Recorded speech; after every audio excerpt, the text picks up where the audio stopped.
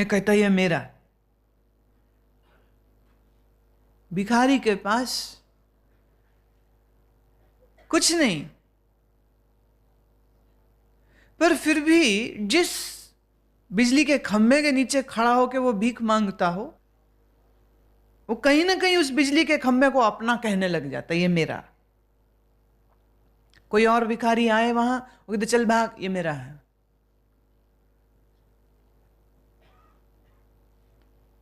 हालांकि जो पेशेवर भिखारी हैं वो एक ऑफिस में काम करने वाले क्लर्क से शायद ज्यादा पैसे कमाते हैं।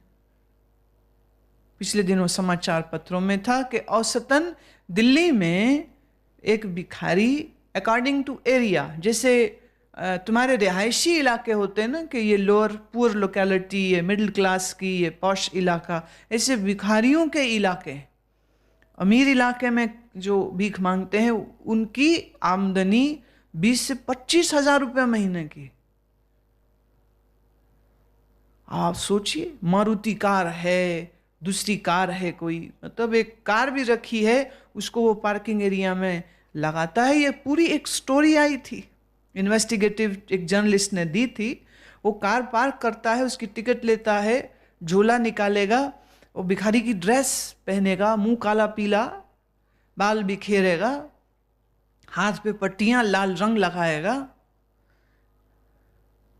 और आड़ा टेढ़ा होके लंगड़ाते हुए, भयंकर सी आवाज निकालते हुए, जैसे बड़ी दर्द में है, पूरी एक्टिंग करता है, पूरा ड्रामा तैयार करता है और जाके वो रेड लाइट पर खड़ा हो जाता है। सुबह से लेके शाम तक वो अकॉर्डिंग टू योर धर्म तुमसे भीख मांगेगा।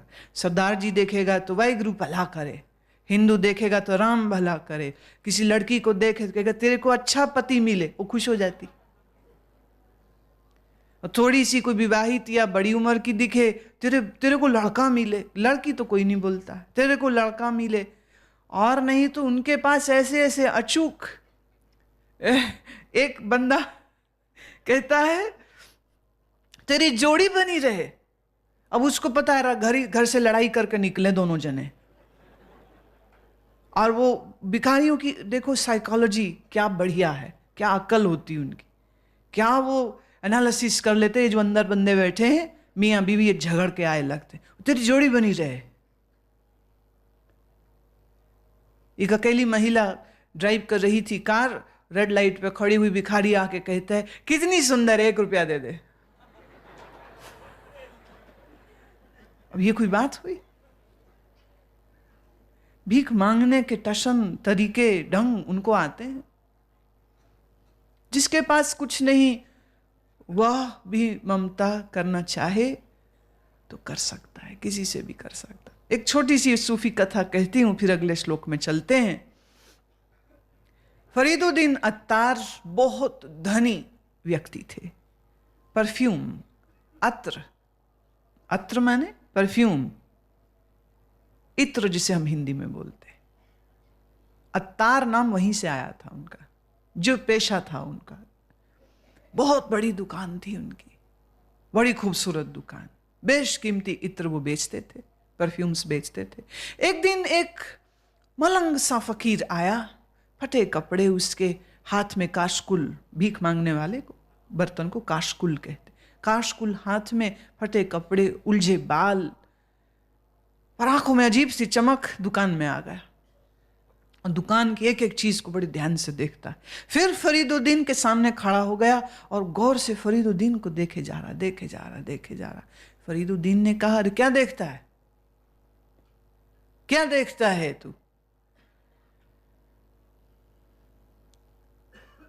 फकीर ने जवाब दिया, सोचता हूं जब तू मरेगा, इतने सामान के मालिक हो तुम, जब तू मरेगा तब तेरी शक्ल कैसी होगी? फरीदुद्दीन को गुस्सा आ गया, ये कोई बात हुई?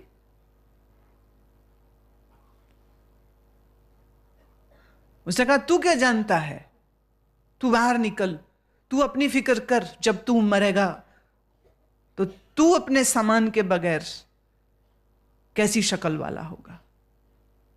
फकीर ने कहा मैं कैसी शक्ल वाला होऊंगा? अभी देख, बाहर सड़क पे आया, अपने काशकुल भिक्षा के पात्र को उसने जमीन पे रखा, सिर टिकाया, प्राण छोड़ दिए। फरीदुद्दीन अत्तार ये नजारा देख के दिल धक रह गया कि ये क्या हुआ। फकीर ने प्राण छोड़ दिए, शरीर छोड़ दिया। उसकी लाश पड़ी है और उसके चेहरे पे मुस्कान है, उसके चेहरे पे इतना नूर है, प्रकाश। फरीदुद्दीन ने इस फकीर के सूफी चोले को उतारा, रेशमी वस्त्रों में उसको लपेटा, बड़े अदबो अदाब से उसका शरीर दफनाया। पर दिल ऐसा हिल गया उसका, ऐसी बात न कभी सुनी थी न पढ़ी थी। कोई यूं भी कर सकता है क्या? कोई ऐसे भी करता है क्या? क्या जवाब अपने आप को देके वो तसल्ली दे। फरीदुद्दीन ने वही सूफी का चोला खुद पहन लिया और उसके बाद वो कभी अपनी दुकान पर नहीं चढ़ा, कभी नहीं गया। फिर वो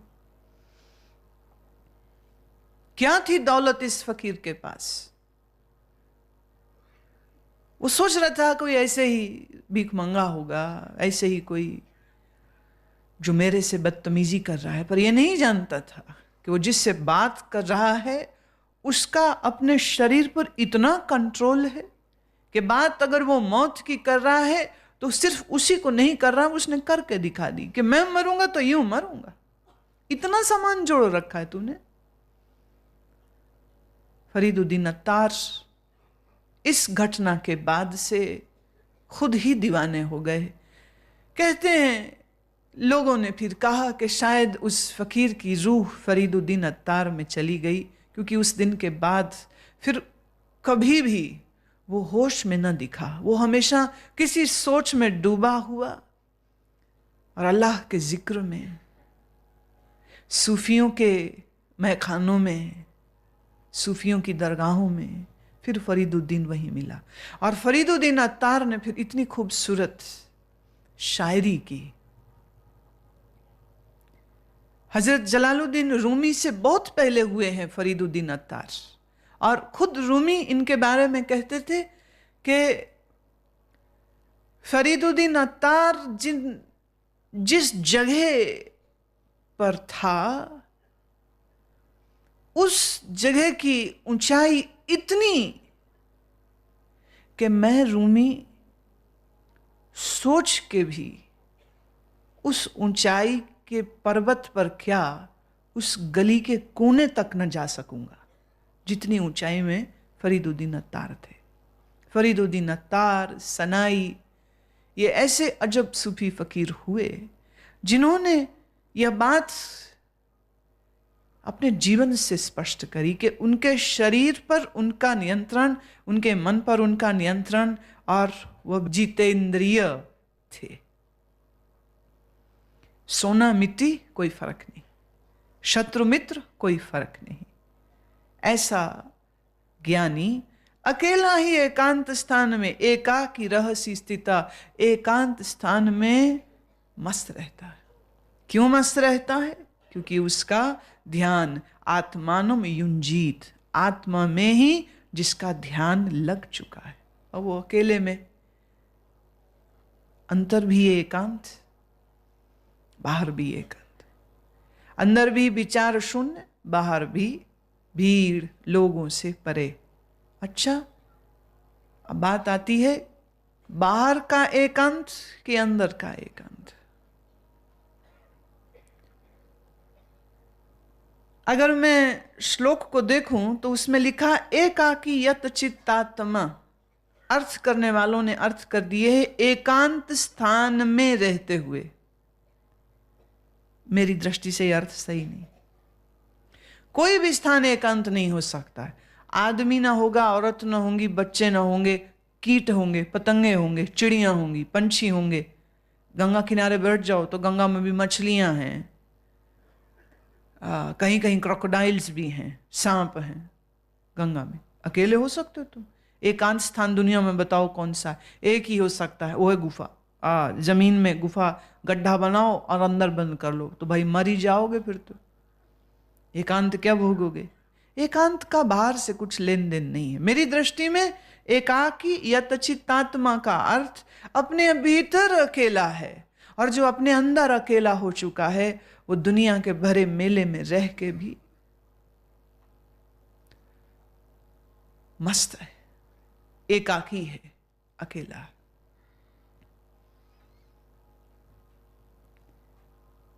स्थान का एकांत एकांत नहीं होता। स्थान के एकांत में रहने से यह हो सकता है कि एक समय बाद जाके तुम्हारी बुद्धि मूड सी हो जाए, क्योंकि कोई बंदा ना बंदे की जात, क्या सोचो क्या विचारो, नया तो कुछ नहीं होगा, पर तुम्हारा अवचेतन मन, तुम्हारा अचेतन मन और जोर से काम करने लग जाएगा। फिर ऐसे लोगों को हेलुसिनेशंस होने लग जाती, चीजें दिखने लग जाती, विचार दृष्ट होने लग जाते। इसलिए किसी गुफा में अपने आप को बंद कर लेने से आप एकांत को प्राप्त नहीं होंगे। जब तुम्हारा मन एक भी विचार मन में न रहे, जब विचारों से पूरी तरह खाली हो जाए, तो समझो एकांत हो गया। शुचौ देशे प्रतिष्ठाप्य स्थिर मासन्मात्मनः नातु चित्रम नाति नीचम चैल जिनो कुशोत्तरम। शुद्ध भूमि में कृषा मृग छाला और वस्त्र है, उस पर जिसके ऐसे अपने आसन को, जो ना अति ऊंचा हो ना अति नीचा, स्थिर स्थान करके तत्रैकाग्रम मनः कृत्वा यत चित्तेन्द्रिय क्रिया उपविश्यासने युंज्या सोद मात्म विशुद्धये। उस आसन पर बैठकर तथा मन को एकाग्र करके चित्त और इंद्रियों की क्रियाओं को वश में किया हुआ अंतःकरण की शुद्धि के लिए योग का अभ्यास करें। पूर्व का जो श्लोक था, अभी हम एकांत स्थान को लेकर के चलते हैं। एकांत स्थान, परमानेंट एकांत स्थान में जाने की बात तुम्हारा दिमाग कहीं सोचने ना लग जाए, इसलिए मुझे ये कहना पड़ा कि एकांत अंतर का है। पर इसका अर्थ ये नहीं कि तुम सारा समय भीड़ में बैठे रहो। भीड़ से अलग कुछ समय ऐसे निकालना चाहिए जब आप अकेले बैठे, आसन बिछाएं। कैसा आसन हो? सूखी घास, उसे कहते कृषा बिछाइए, कुशा बिछाइए, या आप कोई गर्म कंबल, कोई वस्त्र ऐसा जो गर्म कंबल जैसा, मतलब यूं समझिए the filling, if it is a cushion then the filling should be such that it functions like a bad conductor. तुम्हारी जो ऊर्जा देह में जागृत हो, वो देह में ही सर्कल बना ले। Energy shouldn't be transferred, shouldn't be depleted from your body.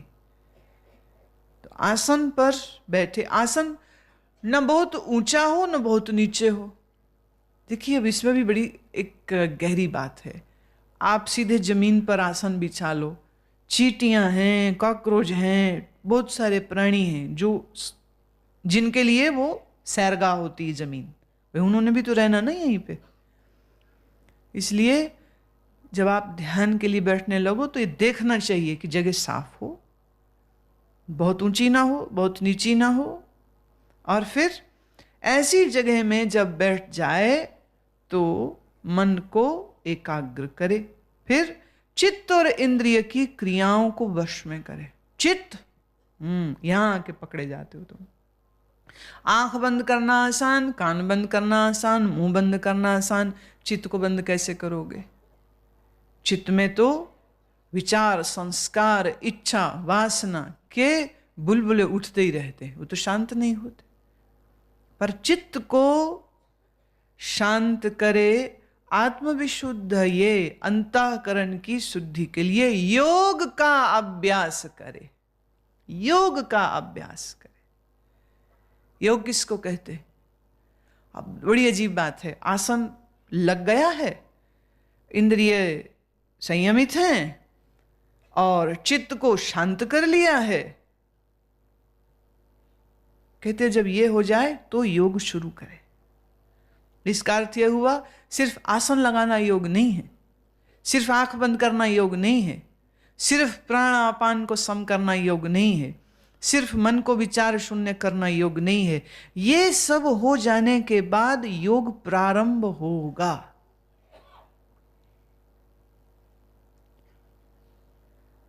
क्या है योग? अब उसके लिए आगे भगवान कह रहे समम काय शिरो ग्रीवम दार्य यत्न चलम स्थिरः संप्रेक्ष्य नासिकाग्रम स्वम दिशाश्चान्वलोकयन्। काया सिर, ग्रीवा गर्दन, ग्रीवा काया शरीर, सिर मतलब सिर, गर्दन, रीढ़ की हड्डी, तीनों सीधे। हालांकि जो हमारी स्पाइन की नेचुरल फॉर्मेशन है दैट इज नॉट स्ट्रेट, दो जगह से घूमती। So the right word is the spine should be erect, you cannot straighten up. किसी की स्पाइन सीधी हो गई ना, वो मर जाएगा इंसान। कर्व है, नेचुरल कर्व है, उस नेचुरल कर्व में आपके शरीर की जो गठन है, जो स्ट्रक्चर है, आप उस स्ट्रक्चर को थोड़ी बदल सकते हो। इसलिए बहुत बार ये कहा जाता है seat straight, I challenge show me how can you sit straight. You can not, your spine is in curvature. कहना चाहिए सिट इरेक्ट। लंबर रीजन झुका हुआ नहीं होना चाहिए। लंबर मतलब आपके जो निचला भाग है, पीठ का जो निचला भाग है, यहां झुकाव नहीं होना चाहिए। मालूम क्यों? जिनकी लंबर रीजन मुड़ी रहती है, जो इरेक्ट नहीं बैठते हैं, जो सीधे नहीं बैठते हैं, वह कभी स्वस्थ नहीं रह सकते। क्योंकि जिसके रीढ़ की हड्डी का निचला भाग स्वस्थ नहीं, उस व्यक्ति का शरीर स्वस्थ नहीं हो सकता। इसलिए हमेशा सीधे बैठना चाहिए। झुकी हुई कमर बुढ़ापा जल्दी लाएगी और मौत जल्दी लाएगी। इसलिए एक काम करना चाहिए। अगर पति पत्नी साधक हो तो देखो बढ़िया है, बहन भाई हो या मित्र हो, तो जब देखे ना एक दूसरे को और वो झुका हुआ, तो कमर में ना सीधे बैठ याद कराना चाहिए। सीधे बैठ, सीधे बैठ। हमें बैठने का ढंग नहीं आता, वी डोंट सिट करेक्ट। छोटे छोटे बच्चे, पीठ दुख रही, क्यों दुख रही? सीधे नहीं बैठते, झुके हुए या आड़े टेढ़े रहते। Always seat straight, spine should be erect. भगवान कह रहे हैं सिर, ग्रीवा समान हो और अचल। जिस समय आप ध्यान के लिए बैठने लगे, उस समय अचल बैठना चाहिए, नो मूवमेंट। अब तुम लोग क्या करते हो? जब भी ध्यान के लिए बैठे, थोड़ी हर 2 मिनट में हिलजुल हो रही। फॉर एग्जाम्पल, तुमने बायां कंधा जरा ऊंचा कर दिया या दायां कर दिया, सिर बायां दायां हो गया। अभी भी तुम चेक करो अपने आप को, देखो अपने शरीर को देखो, क्या तुम सही बैठे हो, टेढ़े बैठे हो? Are you straight? Watch, feel left and right shoulders balanced, सीधे क्या आड़े टेढ़े, झुके हुए कि सीधे, गर्दन ना ऊपर ना नीचे, समान सामने हो। फिर अचल, शरीर अचल होना चाहिए। यह संकल्प से होगा। जब तुम बेईमान रहोगे तो शरीर अचल नहीं, मन अचल तो शरीर अचल, अचल बैठे। योग में कहते हैं काया स्थिरम, पहले काया को स्थिर करें। Correct your posture, correct your posture. जो सीधे बैठते हैं वो जल्दी रोगी नहीं होंगे, जल्दी बूढ़े नहीं होंगे। योग विज्ञान कहता है जिनकी रीढ़ की हड्डी जवान उनका शरीर जवान, जिनकी रीढ़ की हड्डी बूढ़ी हो गई वो बंदा बूढ़ा हो गया, वो औरत बूढ़ी हो गई।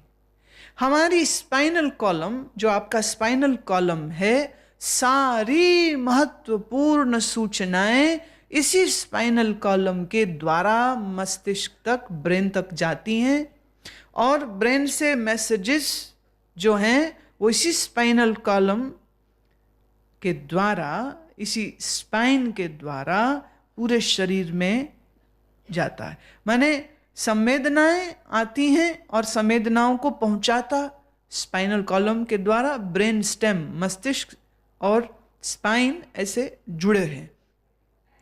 अब आपके स्पाइनल कॉलम से पूरा नर्वस सिस्टम जुड़ा हुआ, पूरे शरीर के मस्तिष्क के न्यूरॉन्स, आपके शरीर का जितना नसों का जाल है, तुम्हें मालूम, तुम्हारे ये जो नर्व्स हैं, जितनी तुम्हारे शरीर में नाड़ियां चल रही, अगर एक को एक से जोड़ें तो पूरी धरती के 10 चक्कर लग जाएंगे।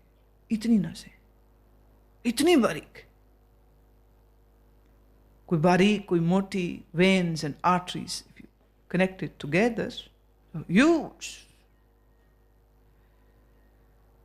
सारा कंट्रोल जो आपके शरीर का हो रहा है इसी स्पाइनल कॉलम से हो रहा है।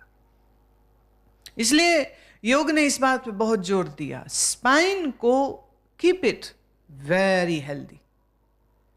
इसलिए नित्य प्रति 4 से 5 आसन आगे झुकने वाले, 4 से 5 आसन पीछे झुकने वाले, 4 से 5 आसन बाएं और दाएं झुकने वाले, 2 आसन इन्वर्टेड, सर्वांग शीर्षासन, ये होने ही चाहिए।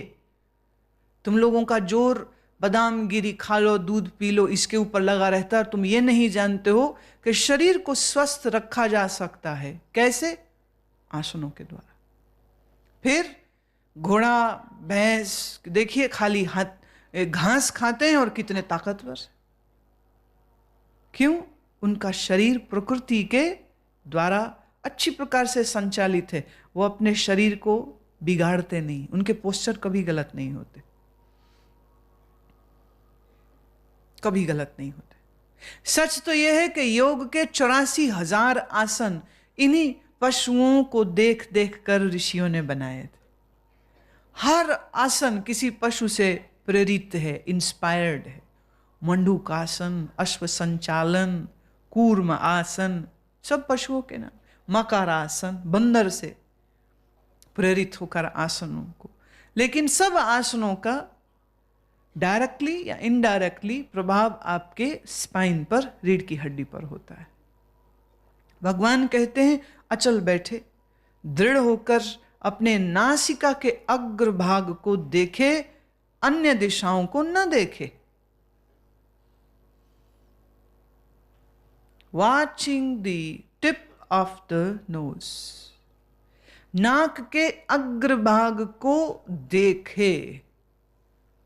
आज सुबह भगवान ने विधि दी थी भ्रूमध्य को देखे, अब वो दूसरी विधि दे रहे हैं, नासिका अग्र को देखे। तुम जान के हैरान होगे क्यों भगवान ने कहा नासिका अग्र को देखो। आज विज्ञान ने इस बात को, पैरासाइकोलॉजिस्ट ने इस बात को काफी हद तक समझा है कि हमारे नाक के इस सिरे से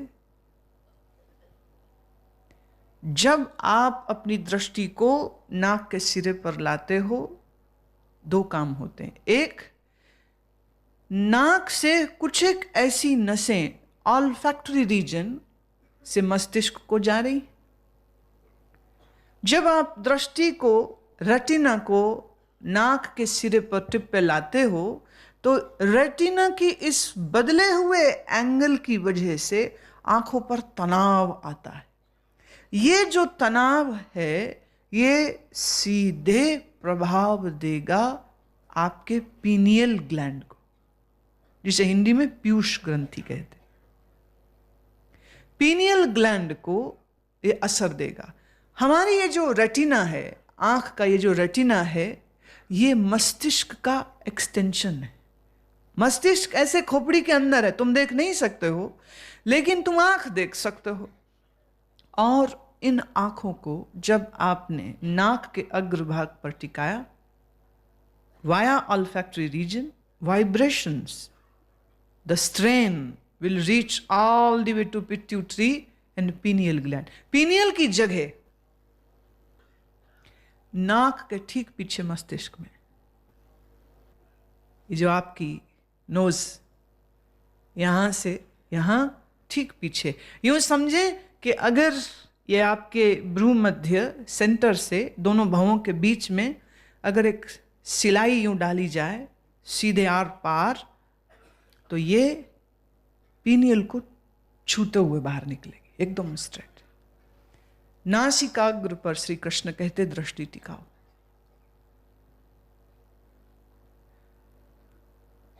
और ये ऐसा फॉर्मूला है, ये ऐसा रहस्य है, ये ऐसी विधि है कि नासिका अग्र में दृष्टि को टिकना आ जाए, तुम्हारा मन कभी विक्षिप्त चंचल हो ही नहीं सकता।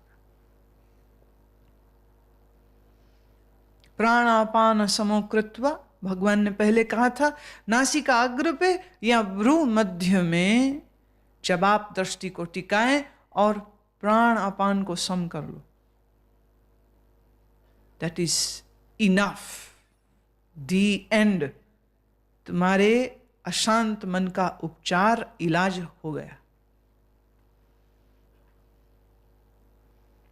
फिर कहूंगी, ऐसे तो मैंने बोल दिया है, पर दृष्टि को नाक के सिरे पर लाना, फिर इसका एक तरीका, फिर इसका एक ढंग है। और वो ढंग मैं सामने आमने बैठ के सिखा सकते, अभी नहीं कहेंगे। क्यों? तुम्हें शायद इसकी ना ज़रूरत है, ना तुम्हें इसका कोई मोल पता है। तो चूंकि अब आ गई है ये चीज़, तो मैं अब इसे स्किप नहीं कर सकती हूँ, मुझे इस पर बोलना ही पड़ेगा, क्योंकि गीता के ऊपर हम चर्चा कर रहे हैं। तो I can not skip this श्लोक, I have to talk about it. But इसका जो प्रैक्टिकल है, नासिकाग्र और भ्रूमध्य, ये दोनों आश्रम में आए, वहाँ सिखाएंगे आपको, कोई भी आए। हमारे वेबसाइट gurumat.com में हमारे सारे प्रोग्राम की लिस्टिंग रहती।